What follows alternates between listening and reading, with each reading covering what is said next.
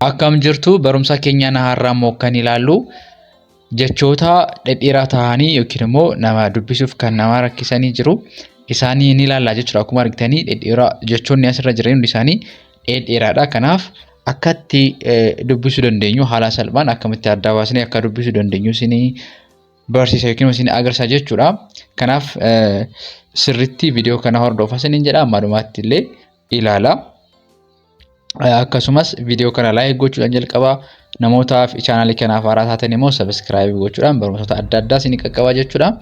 Akkasumas namoonni karaa keessoon afaan Amaaraffaa, afaan Oromoo akkasumas Ingiliffaa herreegaalee dabalatee barachuu barbaadan bilbilli keenya viidiyoo kana jala jira. Karaa immoo WhatsAppii akkasumas Telegiraamii nu argachuu dandeessu.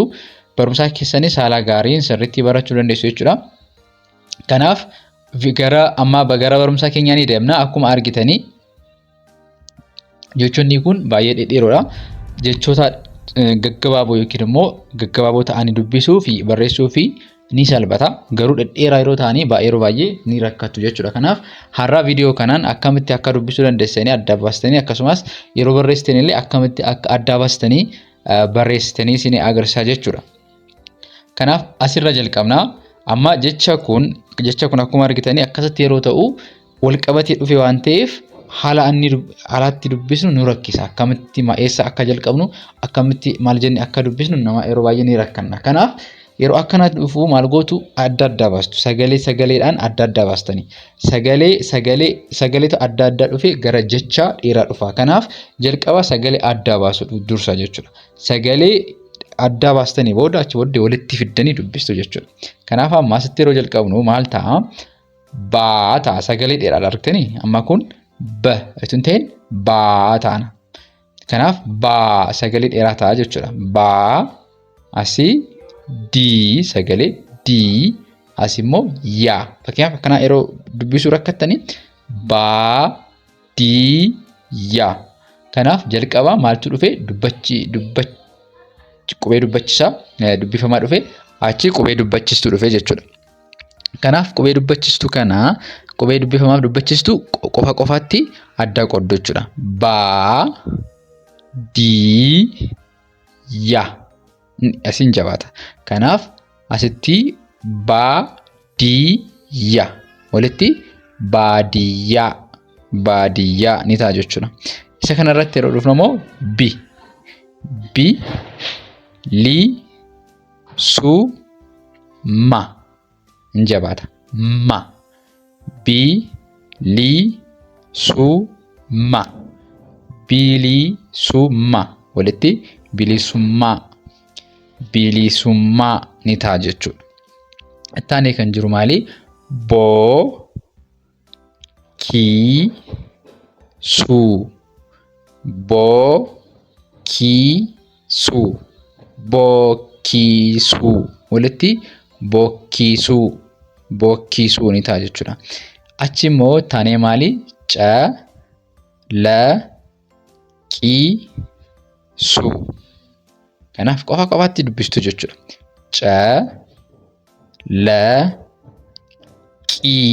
Calaqiisuu. Kanaaf walitti calaqiisuu jenna jechuudha. Ittaanee kan jiru immoo maalidha? Argitanii asii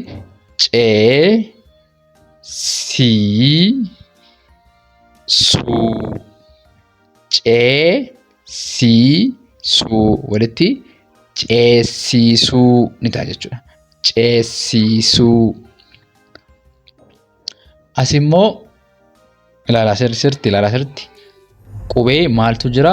Qubee irra buutaa jira naan gidduutti. Qubee irra buutaa sana gara sagalee dursee dhufe sanatti walitti fidaati dubbisa. Kanaaf naan irra butaadha. Kanaaf maal jettu? Asii dan jira. Asii naan irra butaa waan ta'eef dan jettanii dan ma. Asii afaan Oromoo keessatti kun hudhaa jedhama iddoo kanatti. Bakka sana sagalee keenya hudhama waan ta'eef qubee hudhaa yookiin immoo dubbachistuu hudhaa bukkee jirtu qofaatti dubbisna. Kanaaf of dandeessee dubbisti. Maaliif hudhaan afaan Oromoo keessatti akka qubee dubbifamaatti fudhatama jechuudha. Kanaaf asii of dandise wanta dubbisnu jechuudha. Danda'ama. Danda'ama. Walitti danda'ama ni ta'a jechuudha. Asii immoo argitanii asirratti hin jabaata. Asis hudhaadha miti. As immoo deebi'u.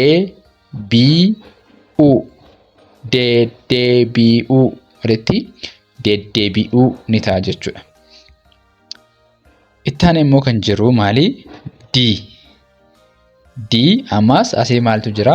Irra buuta waan ta'eef gara kanatti wajjin wajjin al takkatti dubbisna. Kanaaf diim jenna. Diim shaa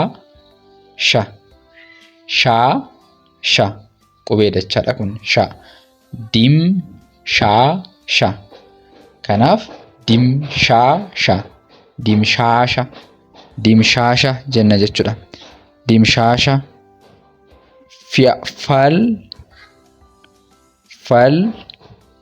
Falmata. Asillee qubee maalidha? Qubee irra butaadha jechuudha. Amma irra butaan jirti laan. Kanaaf falmata.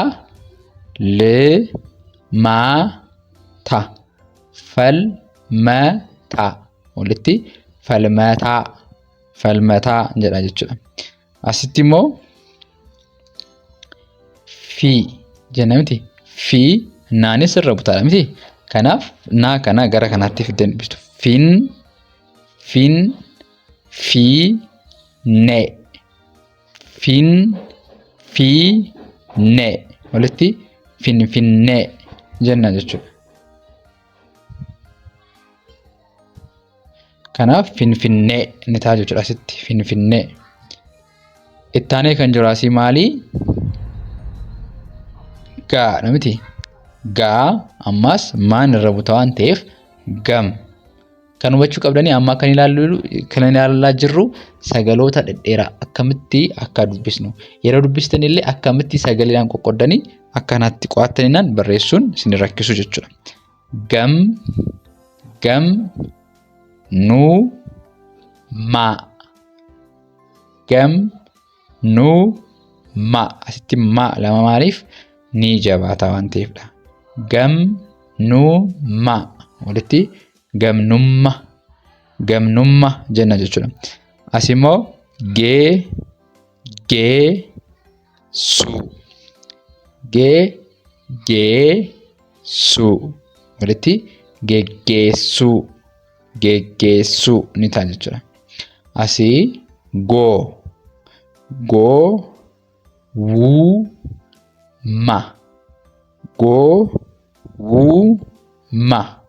Walitti gowwumma ni jenna jechuudha. Asii immoo taanee jaalala.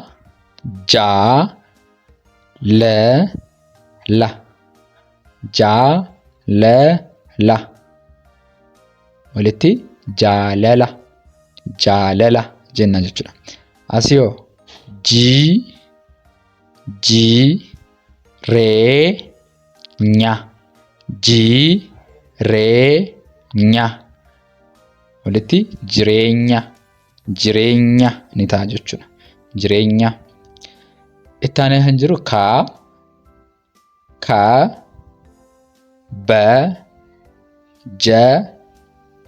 Sagalee afur qaba argitanii. Kabajama. Sirriitti akkanatti qoqqoodaa. Kabajama. Walitti kabajamaa ni jenna jechuudha. Ittaanee kan jiru maali? Kitaaba.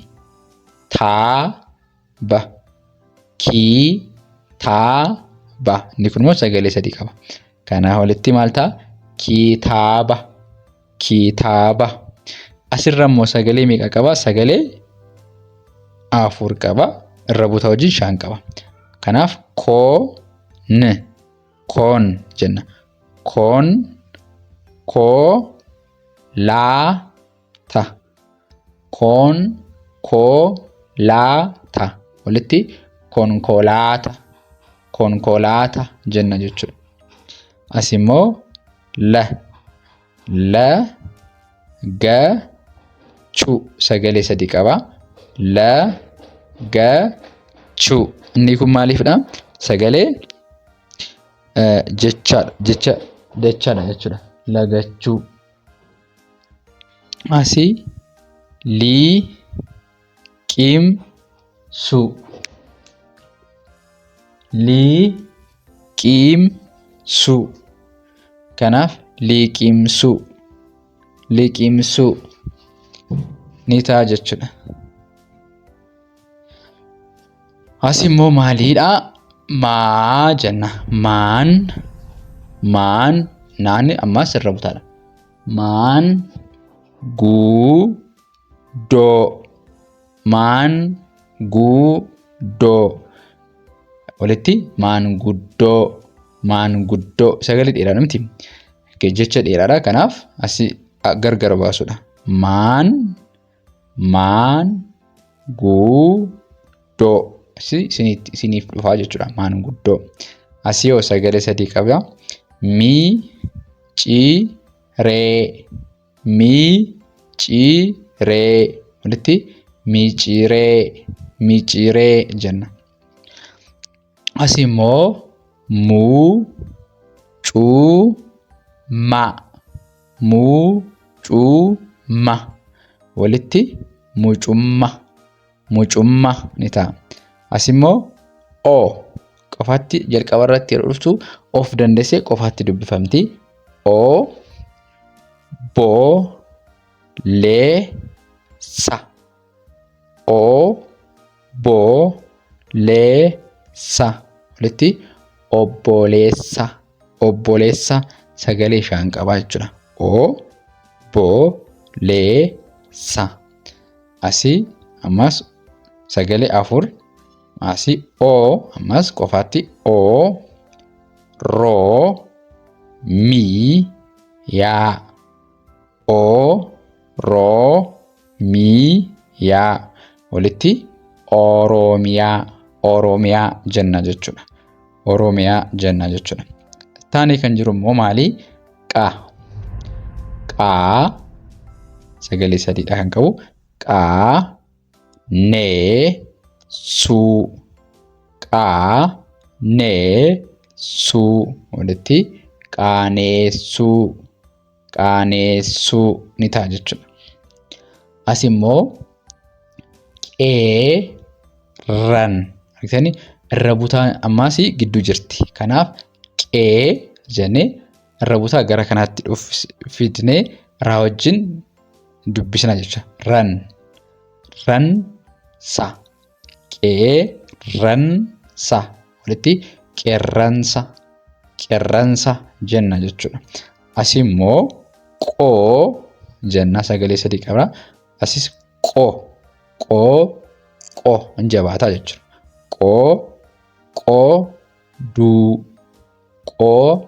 Qoqqooduu. Walitti qoqqooduu jennee dubbisna. Qoqqooduu jennee dubbisna jechuudha.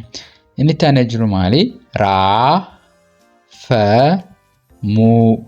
Raafamuu. Walitti raafamuu jenna jechuudha. Inni itti aanee jiru maali? Rii asitti ammas irra butaan jirti. Feennaa irra butaa gara fee wajjin walitti biratti dubbisna. Walitti finnee dubbisna. Riifeensaa. Riifeensaa. Walitti riifeensa jenna jechuudha. Inni kan biraa maali? Asii saal. Amma laa kunis irra butaadha. Kanaaf kana wajjin finnee dubbisna jechuudha.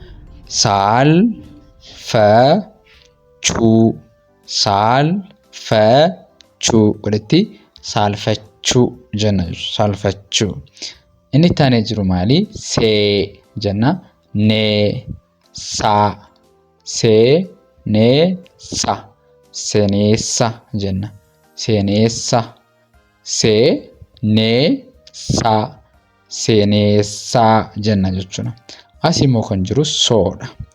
Soo qubee dachaa choo asii suu. Soo choo suu walitti sochoosuu. Sochoosuu jenna jechuudha. Asii immoo kan jiru maali? Ta. Ta jaa jii laa. Sagalee meeqa qaba? 4. Ta jaa jii laa walitti tajaajila. Tajaajila jenna jechuudha. Asii tu sagalee meeqa jira? 3 jira. Tu fa chuu. Tu fa chuu walitti tuffachuu. Tuffachuu jenna jechuudha. Haala kanaan jecha dheeraa kamiyyuu haa dhufu yoo dubbisu isinii didee dubbifamuu yoo isinii didee maal gootu? Sagalee adda addaa akkas qoddanii erga sagalee adda addaa baastanii dubbistanii booda walitti fiduu yaaltu jechuudha. Haala kanaan shaakaltaniinaan afaan Oromoo dubbisuun salphaadha. Akkasumas barreessuun illee haala kanaan shaakaltanii yoo dubbistanii baruu dandeessu jechuudha.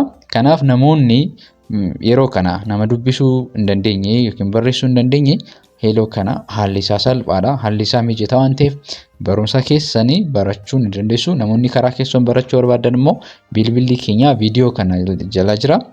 Karaa immoo WhatsApp akkasumas Telegramiin nu dubbisuu dandeessu. Galmooftanii barumsa keessan sirriitti hordoftanii amma dubbisuu barreessuu sirriitti dandeessanii Amaaraffaas ta'e Afaan Oromoo, Ingiliffaa, Herreegaa dabalatee barachuu ni dandeessu jechuudha.